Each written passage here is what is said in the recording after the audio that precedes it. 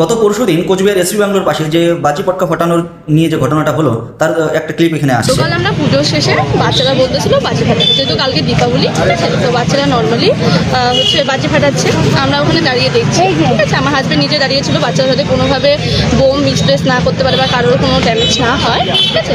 হঠাৎ করে এসপি সাহেব সাথে ওনার 4-5 জন লোক নিয়ে উইদাউট ইউনিফর্মে, নর্মাল হাফ প্যান্ট, স্যান্ডো গেঞ্জি, মাথায় ফাট্টি পরে এসে কোনো কথা বলা নেই, কিছু নেই, বেধড়ক মার, ঠিক আছে। এই যে ঘটনাটা, এই ঘটনাটা সিসিটিভি ফুটেজ নিচে দেওয়া আছে, চলছে। আজকে দীপাবলিতে বাজি পটকা ফোটানো নিয়ে সবকিছু সরকার এত বড় বড় নির্দেশ দিচ্ছে, সবকিছু চলছে, ঠিক আছে। তারপরেও মানুষ বাজি পটকা ফোটাচ্ছে। তো তারা একটা দিন, হিন্দুদের জন্য একটা দিন শুধু আনন্দের, যেটা দীপাবলিতে আমরা সবাই বাজি পটকা ফুটিয়ে থাকি। এবার সারা বিশ্ব জুড়ে হচ্ছে, আজকে দুবাই বলো, কোথাও আমেরিকা বলো, সব জায়গায় দীপাবলি মানানো হচ্ছে, বাজি পটকা ফোটানো হচ্ছে, একটা দিন বলে সবাই সেটা মানছে। কিন্তু না, আমাদের পশ্চিমবঙ্গে এটার আলাদাই একটা ক্রেজ, যে এখানে পশ্চিমবঙ্গে একদম দূষিত হয়ে যাচ্ছে, পশ্চিমবঙ্গ দূষণ হবে না।